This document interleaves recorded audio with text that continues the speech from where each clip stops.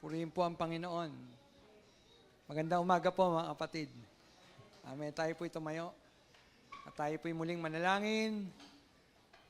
Dakilang Diyos, samahan mo po kami, Panginoon, sa pakikinig namin ng salita mo, Panginoon. Gamitin mo ang iyong lingkod, Panginoon, bilang daluyan, Panginoon, ng mga aral mo, Diyos. Dalangin namin ang banal mong Espiritu, Panginoon, ang siyang patuloy na kumilos sa buhay ng bawat isa sa amin, Panginoon. At ang salitang ito, Panginoon, ay pumasok sa puso't isipan ng bawat makakarinig, Panginoon. Salamat po, O Diyos. Dalangin namin ang banal mong Espiritu, siyang patuloy na kumilos sa buhay ng bawat isa sa amin. Sa iyo po ang papuri, sa iyo po ang pagsamba, sa pangalan mo, Jesus, na aming Panginoon. Amen. Amen. Palakpakan po natin Panginoon. Hallelujah. Sa May 1 po, mayroon po tayong prayer revival. Lahat po tayo ay invited po dun. Lahat po tayo dumalo dun. No? Prayer revival, 8 to 11 lang po yun. Wala tayong gagawin kundi manalangin, magpuri sa ating Panginoon. Amen? Amen. Sino dito nagpe-pray? O, that nananabi ka doon sa prayer revival. Amen. May 1 po yun, May 1. 8 to 11 lang po yun. Amen. Mayroon po ba kayong mga Bible? Walang kumibo. Benta niyo po yung bahay niyo. Sabi nga na, Pastor Proseso, bumili kayo ng Bible. Amen. Amen. Hallelujah. Ang mensahe po sa araw na ito ay may pamagat, ang unang himala ng ating Panginoong Hesus. Sino po dito ang gusto ng himala? Amen. At talakayin natin yung himala na ginawa ng ating Panginoong Hesus. Unang himala ng ating Panginoong Hesus. Kung mayroon po kayong mga Bible, sabi ko nga, buksan niyo po yan sa John, chapter 2, verse 1 hanggang 11. Mga kapatid, bago po yan, sabihin mo sa katabi mo, makikinig ako ng salita ng Panginoon. Sige, sabihin niyo po, makikinig ako ng salita ng Panginoon. Huwag ka maingay. Amen. Ilaan natin ang araw na ito para sa pakikinig. Amen. John chapter 2, verse 1 hanggang 11, ang sabi po dyan, nang ikatlong araw, may kasalan sa Kana sa Galilea at naroon ang ina ni Jesus. Si Jesus at ang kanyang mga alagad ay inanyayahan din sa kasalan. Naubos ang alak, kaya't sinabi ng ina ni Jesus sa kanya, "Anak, wala na silang alak." Sinabi ni Jesus, "Ipaubaya na lang po ninyo ito sa akin, ginang. Hindi pa ito ang aking tamang oras." Sinabi ng kanyang ina sa mga naglilingkod, "Gawin ninyo ang anumang sasabihin niya sa inyo." May 6 na banga doon, ang bawat isa'y naglalaman ng 20 hanggang 30 galon. Ang mga ito'y nakalaan para sa panghugas ayon sa ritual ng mga Hudyo. Sinabi ni Jesus sa mga tumutulong doon, "Punuin ninyo ng tubig ang mga banga." At pinunungan nila ang mga banga na halos mag-umapaw. Pagkatapos sinabi niya, "Kumuha kayo ng kaunti at dalhin ninyo sa namamahala ng handaan." Dinala nga nila ang namamahala at tinikman ito ang tubig at naging alak. Hindi niya alam kung saan ang galing iyon. Subalit alam na ng mga sumalok ng tubig. Kaya tinawag niya ang lalaking ikakasal. At sinabi, ang masarap na alak ay unang inihain. Kapag marami nang nainom ang mga tao, tsaka ihahain ang mabuting uri. Ngunit sa huli ninyo inilabas ang masarap na alak. Ang nangyaring ito sa Kana sa Galilea, ang unang himalang ginawa ni Jesus, sa pamamagitan nito'y inihayag niya ang kanyang kaluwalhatian at naniwala sa kanya ang kanyang mga alagad. Amen. Pinagpala po ng Panginoon ang pagbasa ng kanyang mga salita. Sino po dito nag-almusal? Nag-almusal po ba kayo? Kasi hanggang 2:00 po tayo. 6 na puntos po ito, mga kapatid. Amen. Ito po ay may pamagat, sabi ko nga, ang unang himala ni Jesus. Mga kapatid, naranasan na ba natin ang maubusan? Naubusan ng pera, bago dumating yung sahod, tapos kailangan mong bayaran, may babayaran ka. Lalo ngayon, magtataas daw ang kuryente. No? May babayaran ka, pero wala ka makukuha. Naubusan. At kahit anong isip natin, wala kang pagkukunan para sa pangangailangan mo. Naranasan na po ba natin yan? Ganyan ang kaganapan sa kasalan sa Kana, mga kapatid. May naubusan. Naubusan sila ng alak. At sa kultura ng mga Hudyo, malaking kahihiyan yon. Parang ganito yon, ikaw ay nagdaos ng handaan sa iyong kaarawan, pagkatapos wala kang sapat na maipapakain para sa mga taong inimbitahan mo. Yan ay malaking kahihiyan. Di po ba? Nag-invite kayo, nag-invite tayo ng marami, tapos pagdating ng mga bisita natin, wala palang makakain. At yun ay isang napakalaking kahihiyan. At yun ang naganap sa kasalang ito. Mayroong naubos. No po? Mayroong naubos. At napakalaking kahihiyan yon. Yan ang kaganapan sa Kana. Pero ang maganda, mga kapatid, bagamat mayroong naubos ang kanilang alak, ang maganda doon, imbitado nila ang Panginoong Hesus sa kasalang iyon. Yun ang maganda eh. Invited si Jesus doon. Amen? Dahil invited siya, si Jesus, no? Dahil invited si Jesus, bahala si Jesus sa lahat ng bagay. Amen? Invited siya eh. Sa kasalang yon. Andun si Jesus. Ang ubos ay may pag-asa kapag nandoon si Jesus. Mga kapatid, ano sabi? Kapag may ubos, pag andun si Jesus, mayroong pag-asa. Ngayon, ano ang dalang mensahe sa atin ng kasalan sa Kana? Ano ang gagawin mo kapag naubos na ang alak sa buhay mo, kapatid? Hindi ito literal na alak. Ito po'y sumisimbolo saan? Sa agalakan sa ating mga buhay. Ano ang gagawin mo kapag nauubos na ang saya sa buhay mo? Ano ang gagawin mo bago maubos ang alak at ang bawat alak sa buhay ng bawat isa sa atin? Ano ang gagawin mo? Na sinabi ko nga, ito'y sumisimbolo sa agalakan ng bawat isa sa atin. Hindi ito literal na alak, mga kapatid. Ngayon, kung nauubos na ang alak, ano ang dalang mensahe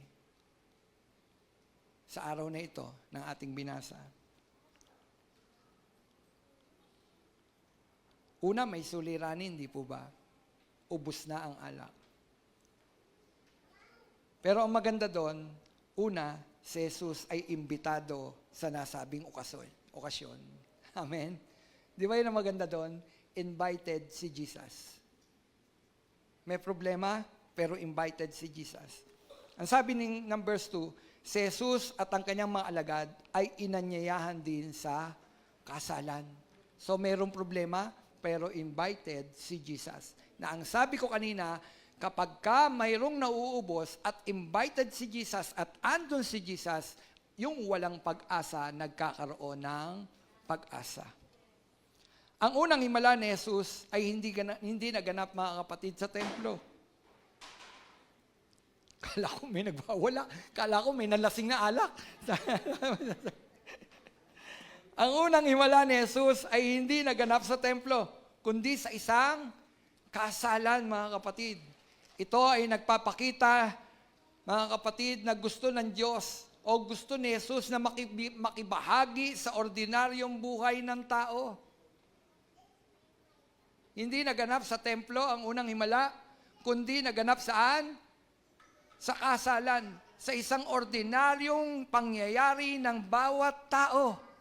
Mga kapatid, ito ay nagpapakita na gusto ni Jesus na maging bahagi ng ordinaryong buhay ng bawat isa sa atin, mga kapatid. Gusto ni Jesus na makibahagi sa ordinaryo ng buhay natin. Gusto ni Jesus na kasama siya sa buhay ng tao. Kapatid, gusto ni Jesus, bahagi siya sa buhay mo. Amen? Yun ang mensahe dun eh. So dito may problema pero invited si Jesus. Pumunta si Jesus. Dun sa kasalang yon. At hindi aksidente yon. Gusto ni Jesus magpakilala at ipakita yung kanyang kapangyarihan sa panahong ito. Kapatid, si Jesus, sabi nga, hindi naganap ang unang milagro o himala sa templo, kundi sa isang ordinaryong kaganapan. Pagpapakita na ang ating Panginoon, gusto niya na nakapasok siya sa buhay ng bawat isa sa atin. Ang tanong, nakapasok po ba si Jesus sa buhay ng bawat isa sa inyo? Isa pang tanong, imbitado ba si Jesus sa pamilya mo? Kasi gusto ni Jesus makapasok sa buhay ng bawat isa sa atin. Ang tanong, invited ba si Jesus sa pamilya mo? Malaking tanong yun. Imbitado ba si Jesus sa trabaho mo? Kasama ba si Jesus sa trabaho mo?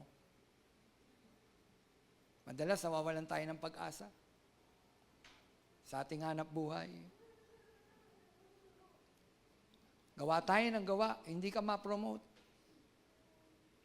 Ginagawa mo in the best. Tapos yung napo-promote yung hindi, yung gumagawa pa ng pagkakamali. At nakikita ng mga mata mo. Ang tanong, kapatid, invited ba si Jesus sa trabaho mo? Minsan nawawalan tayo ng pag-asa. Hindi na ako mapo-promote. Invited ba si Jesus sa hanap buhay mo? Minsan, akala natin, okay maghanap buhay, mga kapatid. Okay lang yan. Gusto nga ng Panginoon. Ayaw ng Diyos ng isang taong tamad. Kaya lang, invited ba si Jesus sa hanap buhay mo? Ano ibig ko sabihin? Dapat, sa hanap buhay mo, sa pamilya mo, sa pag-aaral mo, nandun si Jesus. Dahil si Jesus gusto niya pumasok sa ordinaryong buhay o pamumuhay ng bawat isa sa atin. Gusto niya bawat nagaganap sa buhay natin, nandun siya. Tanong, siya ba ang Panginoon mo? Imbitado ba siya sa buhay mo? Kasama ba siya sa buhay mo? Tapos kapag may naganap sa buhay natin, tatanungin natin ng Diyos, Panginoon, bakit nawala yung hanap buhay ko?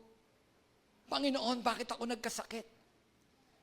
Panginoon, ba't ako nalugi? Ang tanong, sa lahat ba ng aspeto ng buhay natin, invited si Jesus? Nasabi ko nga kanina, ang alak ay sumisimbolo sa saya ng buhay ng tao. Masaya ba kapag nagkaagulo na ang pamilya mo? Hindi, di po ba? Ang tanong, invited ba siya sa pamilya natin? Kapag invited si Jesus sa pamilya mo o naroon si Jesus sa pamilya mo, kapatid, kahit nagkaagulo ang pamilya mo, sagot yan ng ating Panginoon dahil naroon siya. Gagawa siya. May pag-asa dahil nandun si Jesus sa trabaho mo. Ano man ang nagaganap, nandun si Jesus. Anong patotoo ni Jay?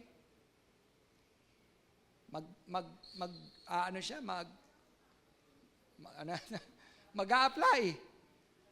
Sabi ng mama niya, malayo. Mapapagod ka. Mag-pray ka. Sinabi ng mama niya, ilagay mo si Jesus sa buhay mo. At anong ginawa ng Panginoon sa buhay ni Jay? Binigay ba? Binigay. Bakit? Inilagay si Jesus sa buhay niya. Sa paghahanap niya ng hanap buhay, inilagay niya si Jesus. Kaya si Jesus ay gumawa sa buhay niya kasi andun si Jesus. Kapatid, sa problema natin, invited ba si Jesus? Tandaan natin mga kapatid, kapag imbitado si Jesus sa buhay natin, kahit maubos ang alak, ulitin ko, kapag imbitado si Jesus sa buhay ng bawat isa sa atin, kahit maubos ang alak, ibig sabihin kahit maubos ang saya, ang pag-asa sa ating mga buhay, andyan si Jesus para gumawa sa buhay ng bawat isa sa atin. Hindi kanya iiwan, hindi kanya hayaang malagay sa malaking kahihiyan. Dahil invited si Jesus. Amen. Kapatid, imbitado ba si Jesus sa buhay mo? Araw-araw ba, iniimbitahan mo si Jesus, Panginoon, makialam ka sa buhay ko. Panginoon, pangunahan mo ako sa buhay ko. Imbitado ba si Jesus? Ang dami natin suliranin. Bakit hindi mo tawagan si Jesus? Bakit mo hindi imbitahan si Jesus sa buhay mo? Panginoon, pumasok ka sa buhay ko. Panginoon, pakialaman mo ang buhay ko. Para yung nawawalang saya, muling ibabalik ng ating Panginoon. At kahit tila paubos na ang saya, pag-asa, pero alam natin na nariyan kasama natin si Jesus. Kapatid, kahit maubos ang saya, kahit maubos ang pag-asa, ang mahalaga, alam mo, kasama mo si Jesus. Amen! Yan ang unang kaganapan sa kasalan sa Kana. Imbitado si Jesus. Nabasa niyo na ba ito?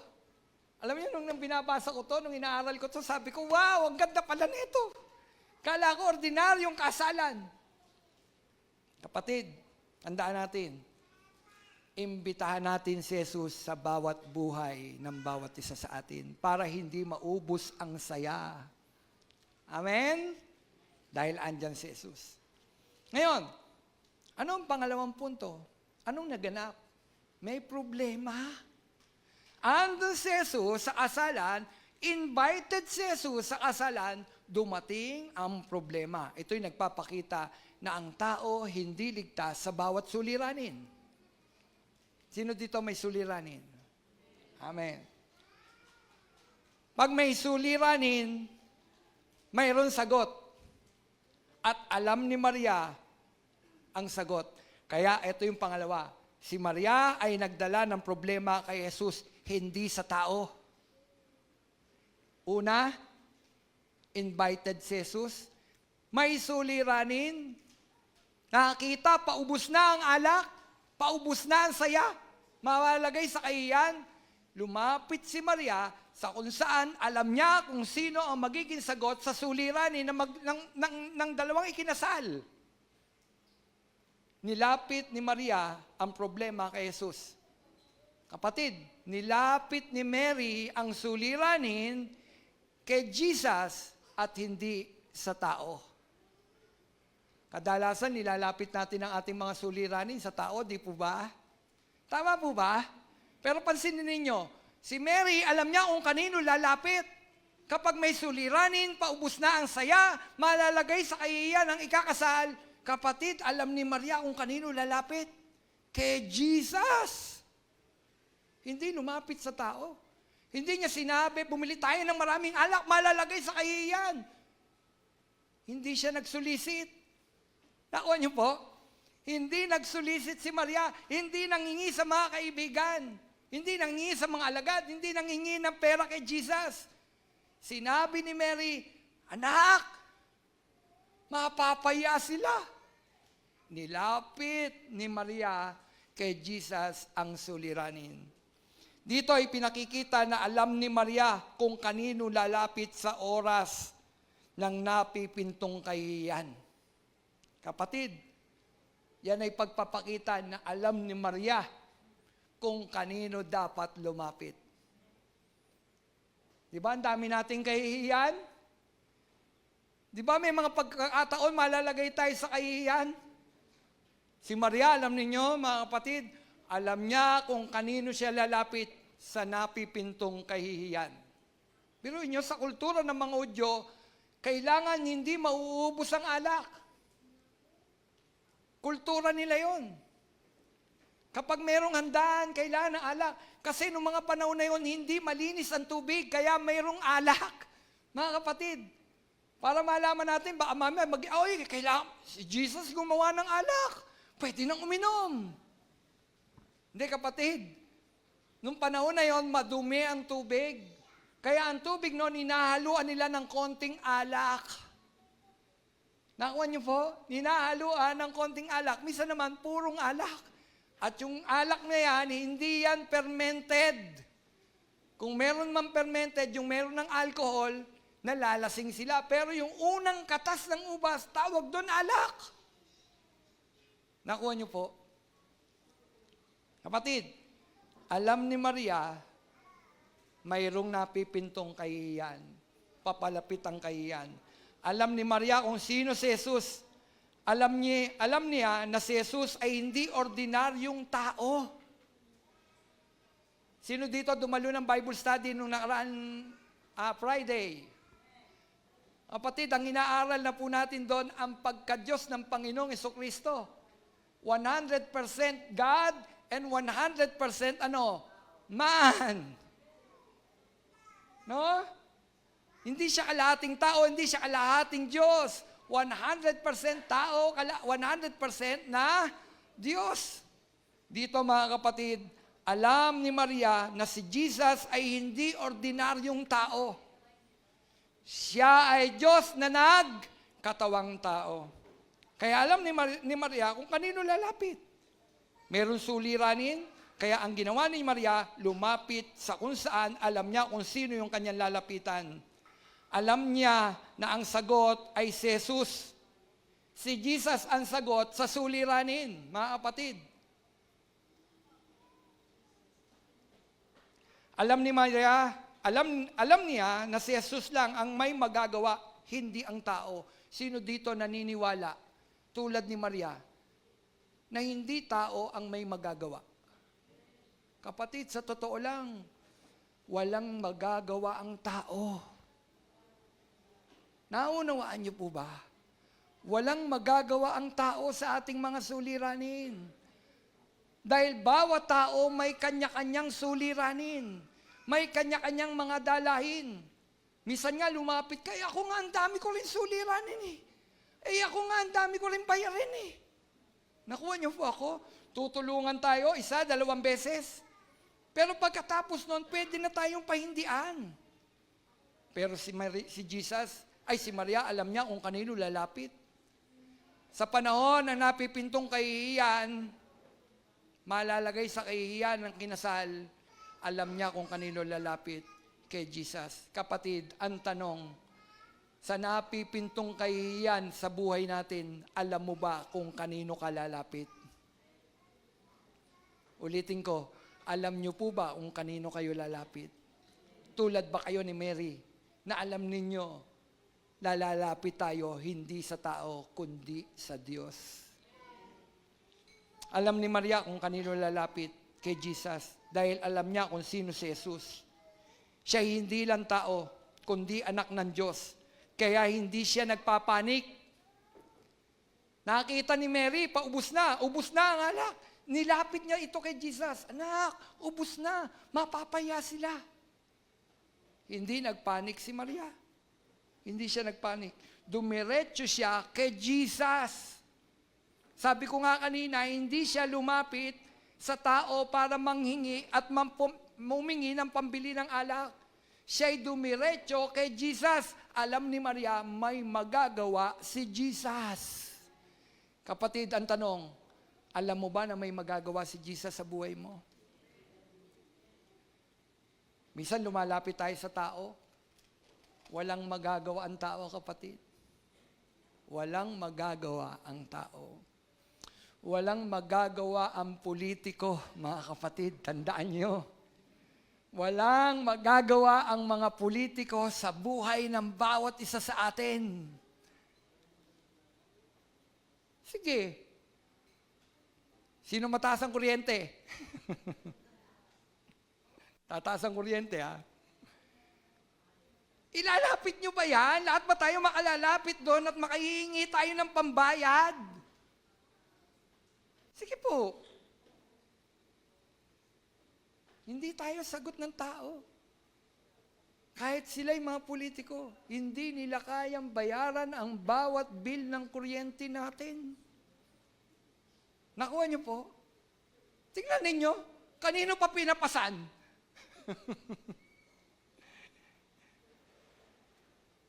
Di po ba? Kapatid, alam ni Maria kung kanino ilalapit. Ang suliranin. May napipintong kayo yan, alam ni Maria kung kanino siya lalapit. Hindi siya nagpapanik. Kapatid, nagpapanik ka ba? Dumating na ba yung bayarin mo? Nagpapanik ka na ba?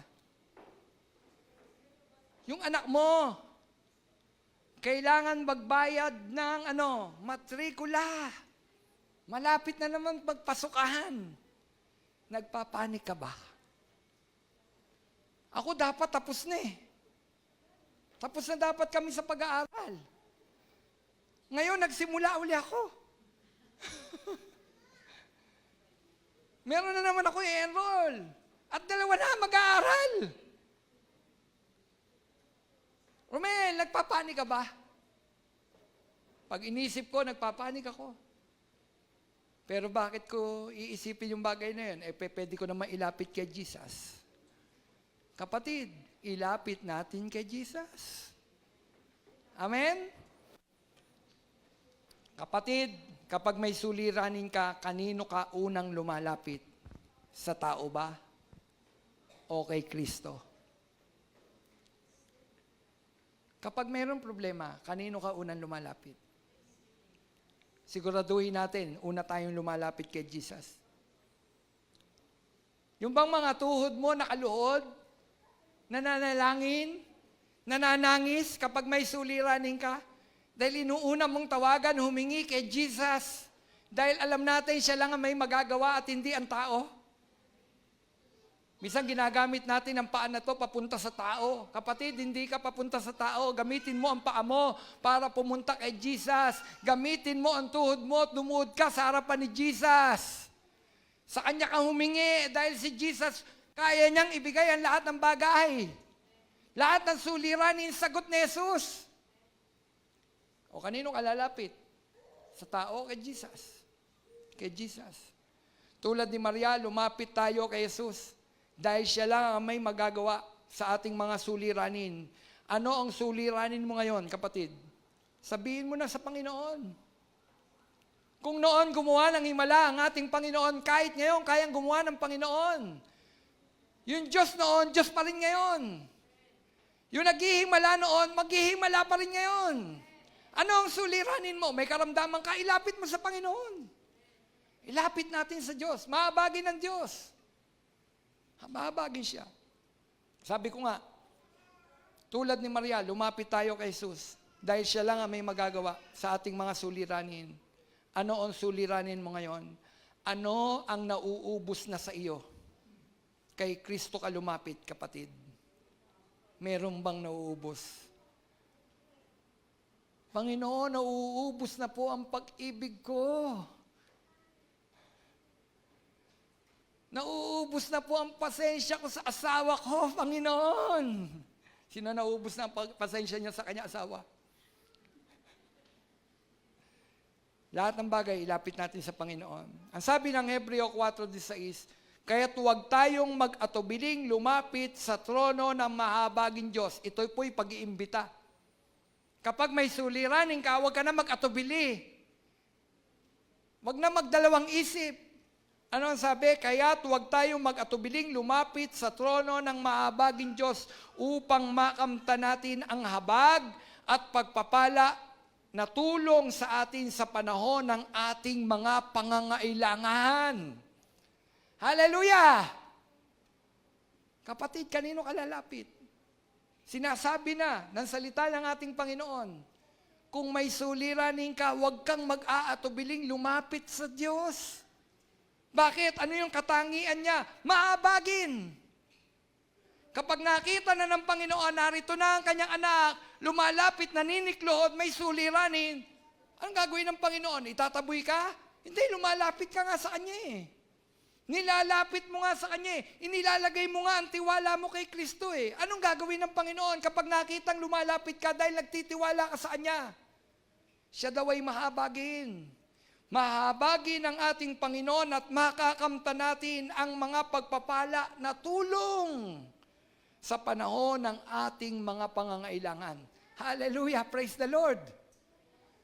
Purihin natin ang Diyos, kapatid. Dahil yung pag-asa na kapag mayroon palang suliranin, may malalapitan. At ang maganda dito, kapatid, yung malalapitan nating Kristo, hindi Kanya pahihindian. Amen? Hindi Kanya pahihindian. Pangatlo, kasi 5 oras pa tayo. Minamadali ka. Nilapit, may suliranin, imbitado si Jesus, may suliranin, inilapit kay Jesus. Sagot ni Jesus. Ngayon, kapag inilapit mo kay Jesus, yung iyong suliranin, ano magaganap? Kailangan mo ng ano? Kapag mayroon palang suliranin, ano dapat mong gawin? Nag-uutos si Jesus. Ano dapat mong gawin? Sumunod. Ang pagsunod ay nagbubukas ng himala. Sino dito gustong makakita ng himala? Kapatid, gusto mo ba ng himala? Hindi yung sinisigaw ni Nora, mayroong himala. Hindi, totoong may himala. Gusto mo ba ng himala? Yung totoong himala. Kasi sinisigaw, walang himala, walang himala. May himala. Kapatid, mayroong himala. May himala kung galing mismo sa Diyos, mayroong himala. Anong dapat gawin para makita natin ang himala? Sumunod. Kapag sumunod ka sa sinasabi, sa instruction ni Jesus, makikita mo ang himala. Amen? Ano naganap? Sinabi ni Jesus, ipaubaya na lang po ninyo ito sa akin, ginang. Kanino sinabi yun? Ang sabi ni Mary, anak, mauubos, malalagay sila sa kahihiyan. Anong sagot ni Jesus? Sinabi ni Jesus, ipaubaya na lang po ninyo ito sa akin, ginang. Hindi pa ito ang tamang oras. So may timing si Lord sa himala. Nakuha niyo po? May timing ang Diyos sa Kanyang paggawa. Nang sabihin niyan kay Maria, ng ating Panginoon, nasaktan ba si Maria? Sa sinabi ni Jesus, ginang. Ba't siya tinawag na ginang? Ale. Di ba nanay? Ano sabi? Anak! Sabi ni Jesus, ipaubaya ninyo na lang sa akin ito, ginang. Sabi ko nga, nasaktan ba si Maria sa sinabi ni Jesus? Sinabi ba niyan lapastangan na anak? Hindi niya sinabi yun. Hindi siya nasaktan dahil kilala ni Maria kung sino si Jesus. Kilala ni Maria kung sino si Jesus. Patunay dyan ang sinabi ni Maria tungkol kay Jesus. Kilala ni Maria kung sino si Jesus. Hindi niya anak si Jesus. Wala pa si Maria, nandyan na ang Panginoon. Sa dumadalo ng Bible study, alam niyo yan. Amen? John 1:1. Nang pasimula, nariyan na ang salita.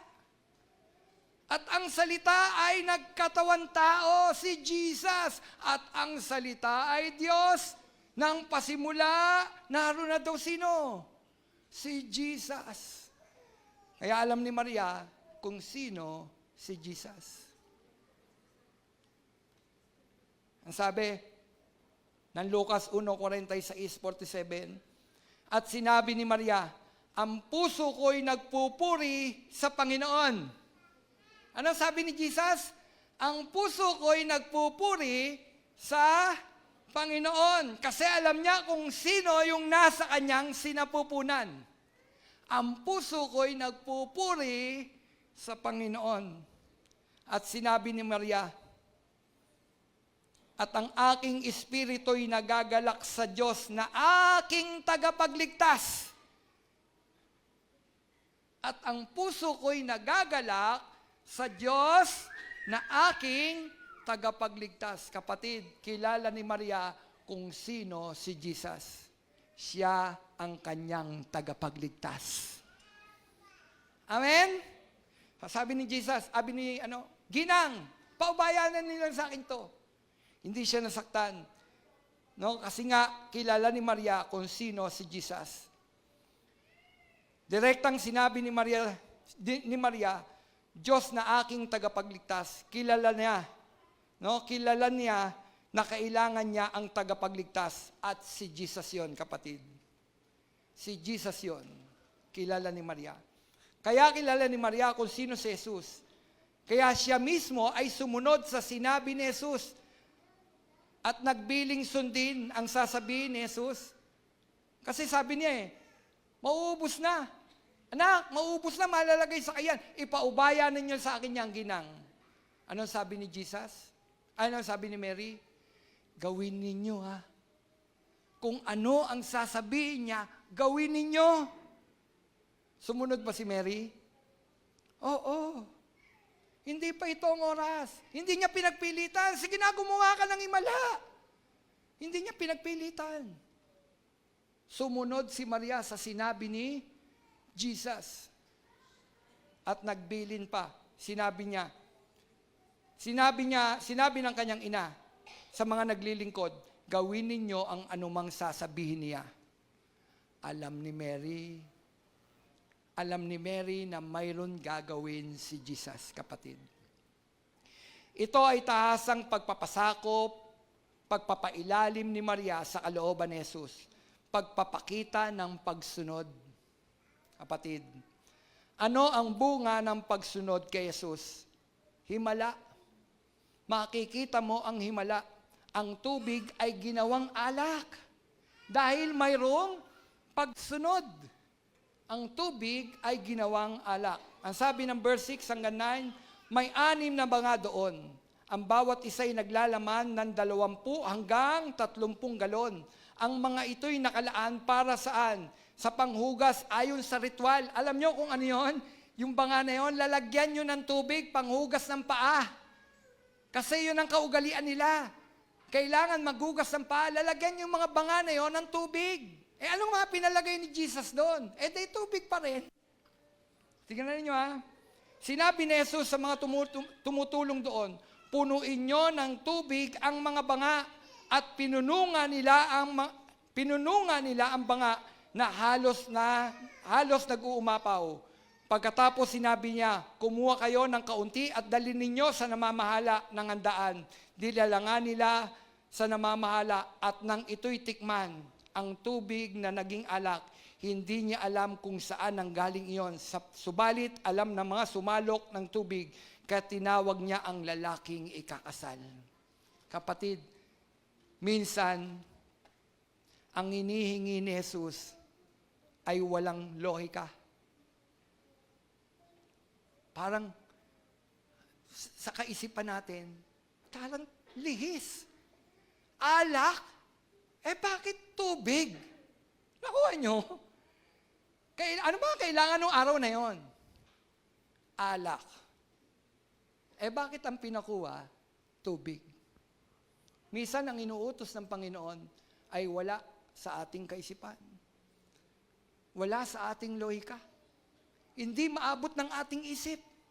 Yung sinasabi ng Panginoon para maging katugunan natin sa ating mga problema at suliranin. Tingnan ninyo, anong pangangailangan? Sabi ko nga, alak. Pero bakit tubig ang naging tugon?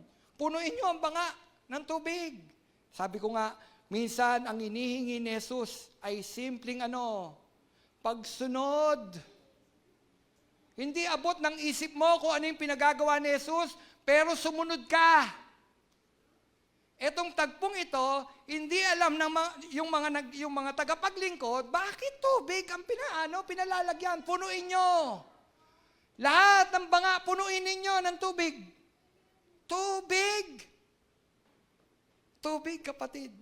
Nasabi ko nga, minsan ang inihingi ni Jesus ay simpleng pagsunod bago mo makita ang pagbabago at himala. Punuin mo muna ang tapayan at makikita mo ang kahangahangang gawa ni Jesus.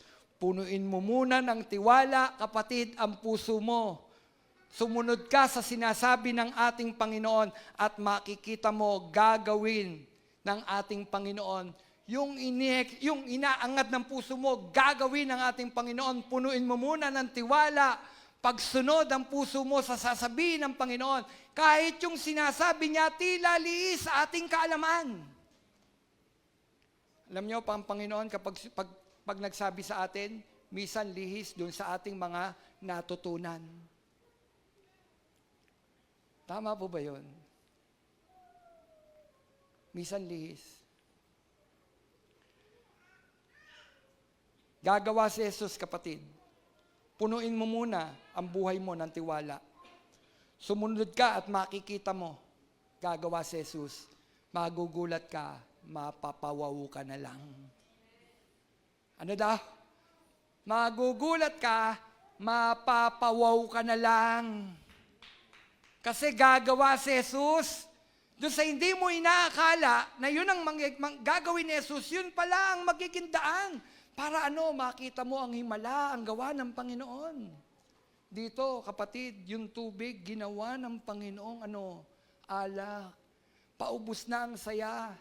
Mapapaya ang ikakasal, pero gumawa ang Panginoon. Bakit? May taong sumunod. Una, ang sumunod, si Maria. Hindi pa ito ang oras, ginang. Hindi siya nagpumilit kay Jesus. Gawin ninyo kung ano sasabihin niya. At yung mga inutusan, kung anong sinabi ni Jesus, yun ang kanyang ginawa. Mga kapatid, huwag tayong mas marunong pa sa Panginoon. Ulitin ko, huwag tayong mas marunong pa sa Panginoon. Hayaan natin ang Diyos ang gumawa sa buhay ng bawat isa sa atin. Yan ang mensahe dyan, ipagtiwala mo sa Diyos. Minsan ang buhay natin, akala natin, hawak natin ang lahat ng bagay, kaya ko lahat. Kapatid, hindi natin kaya. Kaya ni Jesus.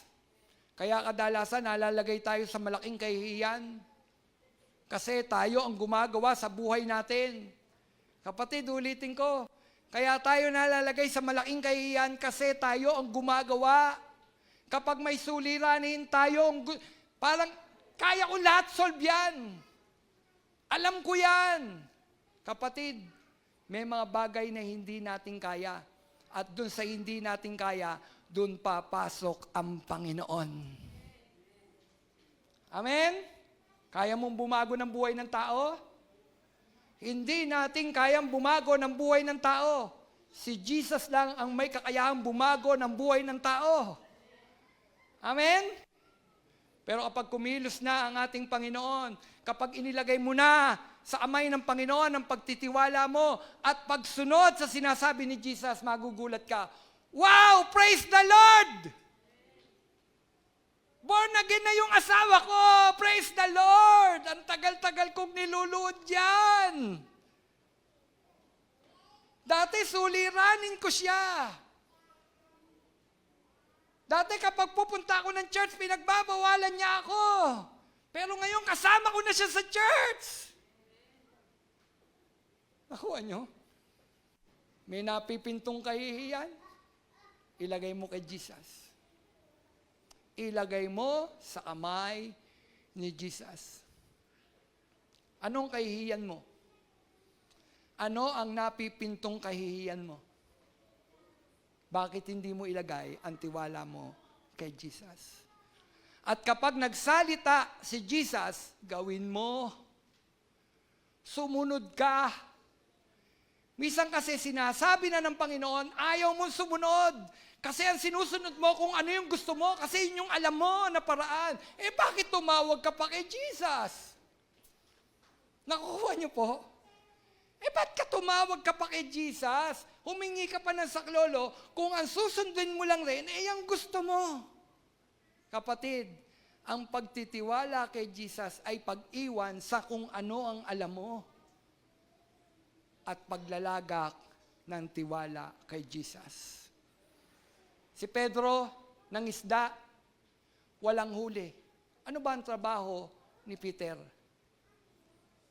Anong trabaho ni Peter? Fisherman. Mangingisda. Anong trabaho ni Jesus? Ano si Jesus? Karpintero ang tatay niya dito sa lupa. Amen?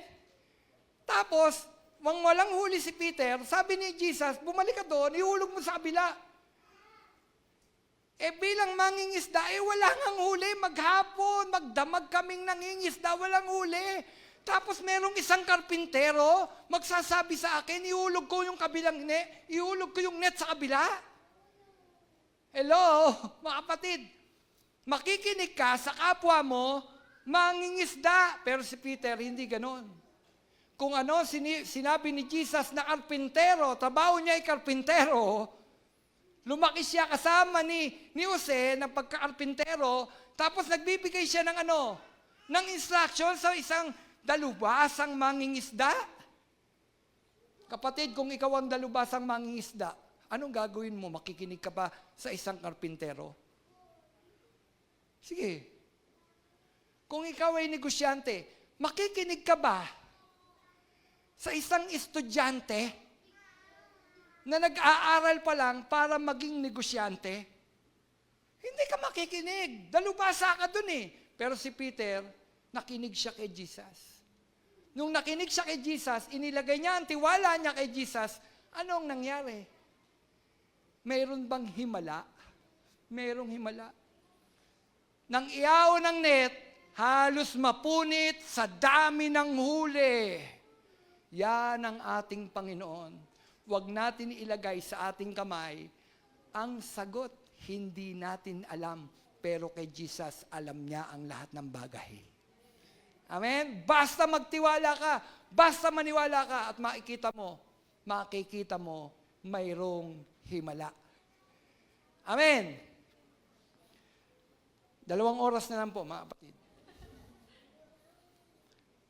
Ito po yun. Sabi ko nga, mapapawaw ka.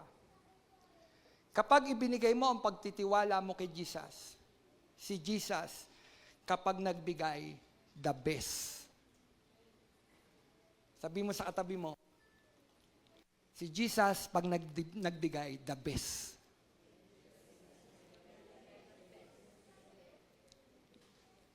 Amen? The best kapag nagbigay si Jesus. Ang tao, hindi the best kapag nagbigay. Ulitin ko, ang tao kapag nagbigay, kadalasan hindi the best. Amen? Buti nga, nung nakaraan, binuksan namin yung mga regalo dito galing sa isang nagbigay. Mga damit. Abay, may mga butas. Pamimigay mo ba yung may mga butas? Buti na lang, binuksan. Kundi, napahalo, naipamigay. Sabihin, Valenzuela Betel, lamigay ng damit. Butas-butas. Kita nyo? Saan galing yon? May nagbigay. Butas. Kapatid, tao magbibigay yung hindi na kailangan. Ay, sira na electric pa natin. Dali na sa church yan. Tama ba?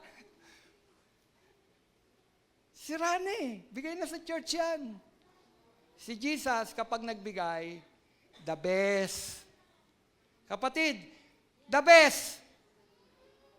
Ayaw nyo na the best? Ang sabi ng verse 10, ang masarap na alak ay unang inihain. Kapag marami nang nainom, lasing na. Handaan ha. Kapag marami nang nainom ang mga tao, tsaka ihahain ang mababang uri. Kasi hindi na nila alam yun. No? Nalasing na eh. Tsaka nila ihahalo. I-serve yung mababang uri. Ngunit, ang sabi, sa huli niya inilabas ang masarap na alak. Anong sabi? Sa huli, inilabas ang masarap na alak. Ano ba ang kaugalian nila? Sa kaugalian, yung pinakamasarap ang unang ibibigay. Kapag languna, tsaka ibibigay yung maasim, yung mababang uri. Kasi hindi na nila pansin yun. Ang dami na nilang nainom. Parang ganun. Dito, kaiba. Sa huli sinerve yung pinakamasarap. Tandaan natin, ano ang kanilang tradisyon? Unang iseserve yung masarap. Ibig sabihin, nung palang umpisa ng handaan, sinerve na yung pinakamasarap. Nahanda-handa nung mag-asawa, nung ikinasal, ibinigay na. Pero nagulat sila, bakit ganon? Sa huli. Kasi yung ginawa ni Jesus na alak, nagawa sa tubig, kapatid, pinakamasarap dun sa nauna. Mas masarap dun sa naunang isinerve. Yun ang Diyos kapag nagbigay, the best. Nakukuha niyo po ba ang punto ko? Yung inihanda, masarap, sinerve na. Naubos na nga eh. Pati yung pinakamababang kalidad ng alak, na-serve na din. Ubos na nga eh. Nang gumawa si Jesus, anong ginawa ni Jesus? Pinakamasarap. Wow! Di po ba? Yan si Jesus.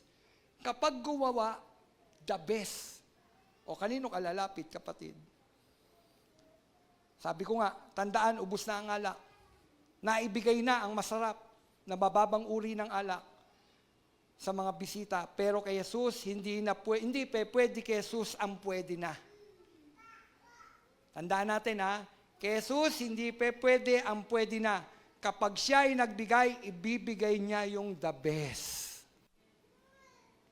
Hindi pwede kay Jesus, pwede na yan. Kay Jesus, the best. Mga kapatid, ang mundo ay nagbibigay ng saya. Ngunit ito ay nawawala at nauubos, naluluma. Pero iba ang kagalakang na ibibigay ni Jesus sa iyo, the best. Kapag siya ang nagbigay galing sa Panginoon, yung mismong kagalakan ng Panginoon ang ibibigay niya sa atin, the best. Kahit walang pera, di ba't laging masaya? Ganyan nga ang buhay ng kay Jesus, laging may galak sa tuwina. Amen? The best kasi kapag nagbigay na si Jesus. The best.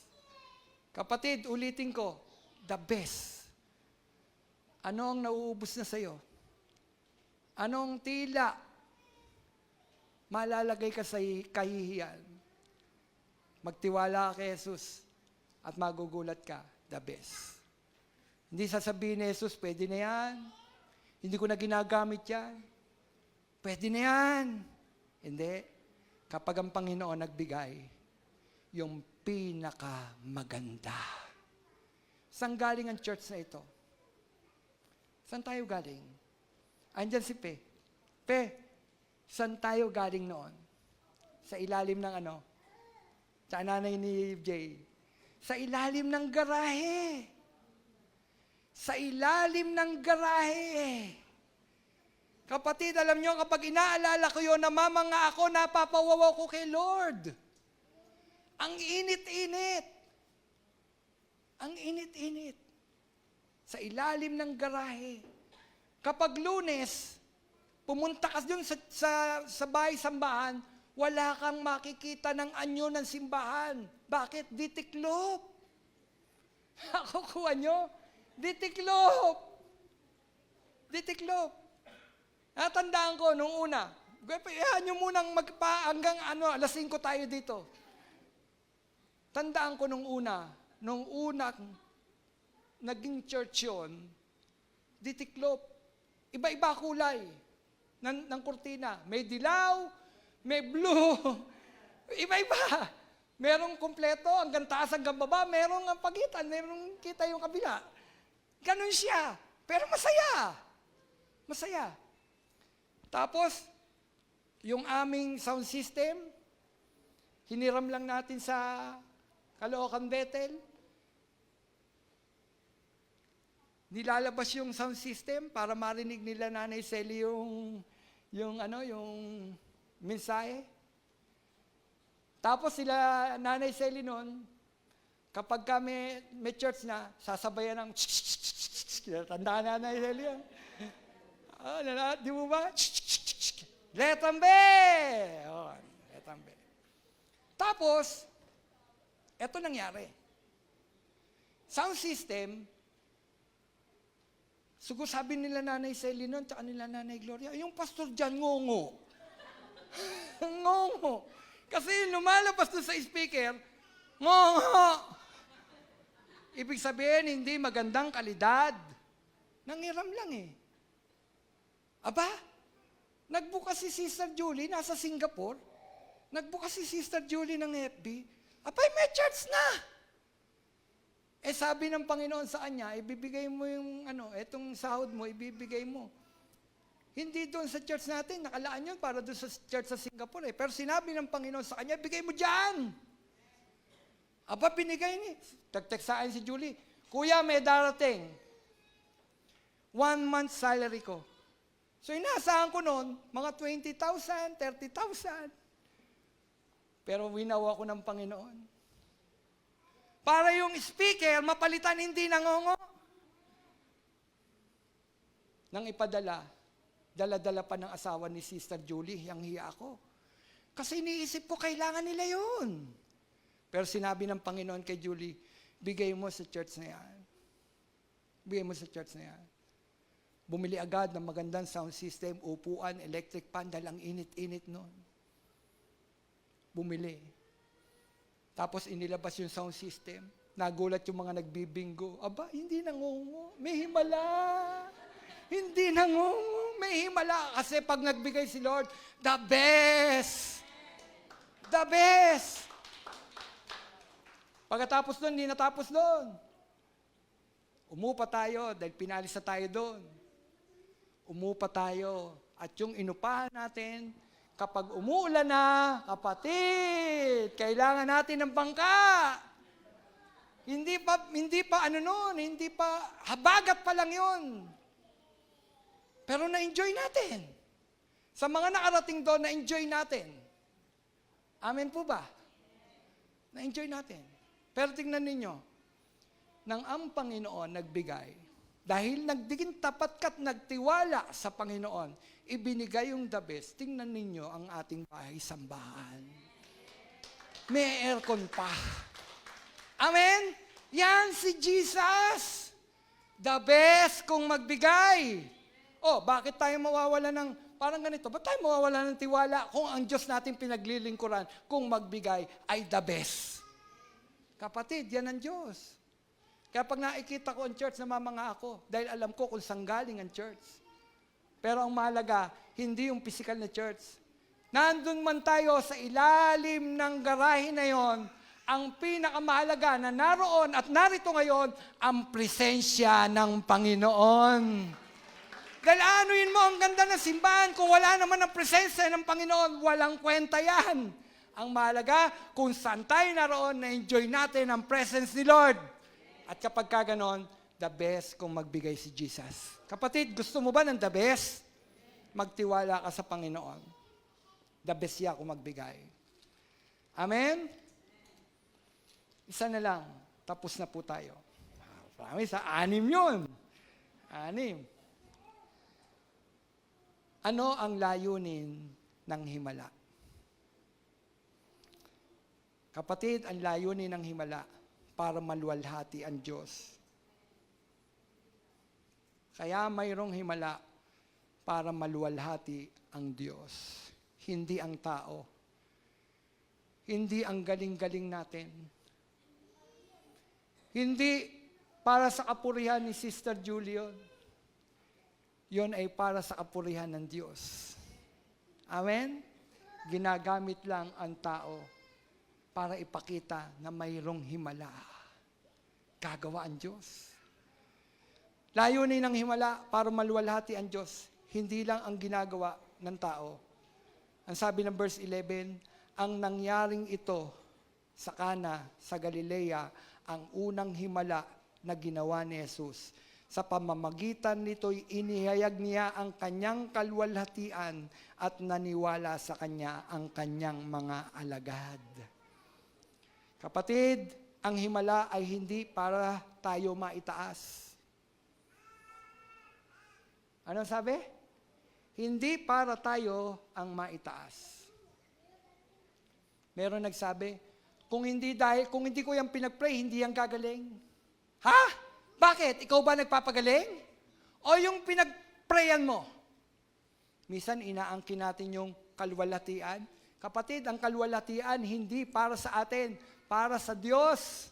Kung ginagamit ka ng Panginoon na yung may sakit, gumagaling ng patungan mo ng iyong kamay, hindi para sa iyo ang kalwalhatian. Hindi glory to me, glory to God. Lahat papuri para sa Diyos, hindi mo aangkinin. Kung hindi dahil sa akin, hindi yan gagaling. Kung hindi dahil sa akin, hindi yan makararaos. Nakuha niyo mga kapatid? Kung hindi ko yan tinulungan, hindi yan makararaos sa kanyang mga problema sa buhay, hindi yan makababayad. Kapatid, pasalamat ka kung nakaluluwag ka, ginagamit ka ng Panginoon para matulungan at maluwalhati ang Panginoon sa pamamagitan ng tulong mo. Ginagamin lang tayo ng Panginoon. Kapatid, kung ikaw ang ginagamit ng Panginoon para makapag-abot, ang lahat ng kapurihan para sa Diyos. Hindi para maitaas ka. Galing-galing ko naman, matulungin ako. Kapatid, hindi kailangan ng Diyos ng taong mayabang. Kailangan masunod yung layunin bakit nagkakaroon ng himala. Para ito sa kalwalhatian ng Diyos. Kapatid, para sa kalwalhatian ng Diyos.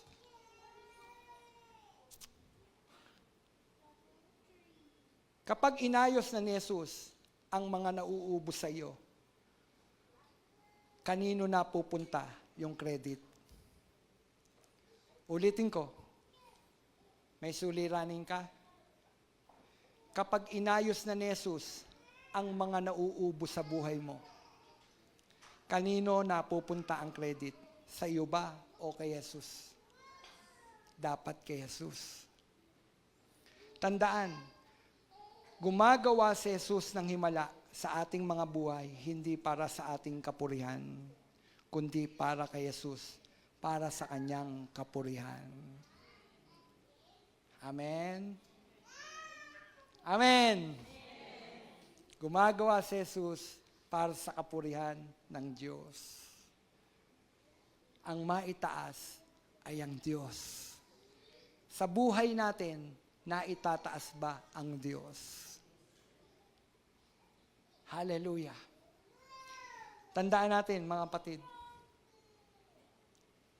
maitaas sa buhay natin si Kristo na siyang tunay na gumagawa sa buhay natin. Amen? Konklusyon, salamat, Pastor Romnel! Uwi na kami. Kapatid, imbitahan natin si Jesus sa ating mga buhay. Hindi lang kapag Sunday. Yan ang konklusyon. Bawat araw ng buhay natin, imbitahan mo si Jesus. Samahan mo ko, Panginoon. Papasok na ako sa trabaho, samahan mo ako. Meron kang hanap buhay, imbitahan mo si Jesus. Panginoon, hindi po ako nagmamay-ari ng negosyong ito. Ikaw po ang nagmamay-ari nito. Samahan mo ako. Panginoon, ang pamilya ko, ang gulo-gulo, samahan mo ko. Kapatid, imbitahan natin si Jesus sa bawat buhay ng bawat isa sa atin, hindi kapag linggo lang. Minsan, imbitahan natin si Jesus kapag linggo lang. Hindi, araw-araw. Dalhin mo kay Jesus ang mga nauubos sa buhay mo. Moment mo, dalhin mo kay Jesus. Ano daw? Moment mo, dalhin mo kay Jesus.